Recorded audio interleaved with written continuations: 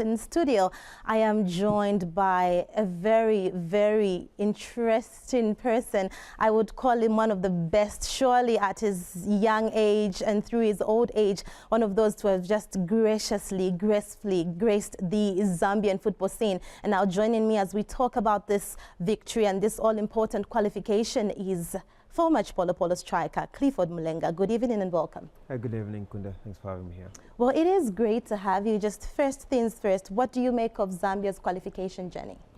A very well-deserved qualification. I think despite all the, the bickering around the team selection, the coach and everything, I think the boys and the coach stood together. They worked well together and they have done something that some people thought would not happen, and they've made everyone proud, and I'm really proud of them. Okay. You know, from the start of this particular qualifiers journey, the team was slightly shaky in their, in their start, but just maybe what do you make of how they've really just changed everything, just changing everything to the point that they've qualified top of the group? Yeah, I think in the beginning it wasn't very good. There was a lot of pressure on the team to perform, and there was a lot of some misunderstandings in the team as well. But the coach managed to rally the boys together, and most of the boys are professionals in the team, and I had a chance to talk to some of them, and they said that they were going to do it, so I understand the pressures of football, and understand the pressures that come with being doubted by by your own people, so I think credit must be given to to the coach and to the players themselves on how they managed to just unite as a team and play against all odds and qualify for this tournament.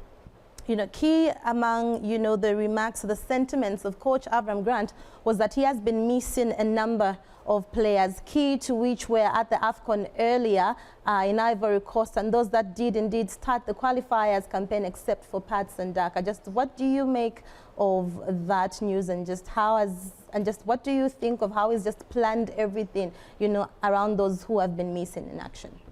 It would be interesting to hear which key players he's talking about, but from the recent games that they've played, I think the only key player that has been missing has been Patson Duck, and unfortunate through injury, but the other players that have been there, I think that they deserve to be part of the team. They've proven themselves that they are the key players in the team. So I think for now we just have to focus on the players that help the team to qualify. They should be proud of themselves, and I hope that they'll be there in a year's time to come for the tournament. And let's focus on this evening's game, the game that just concluded. Well, let's take a look at Group G, even as we speak to this particular victory. I mean, it was a goalless first half, but they did manage to come good, scoring 2 goals, Emmanuel Banda and Kennedy Msonda. Just what do you make of how they planned around the second half, to be specific?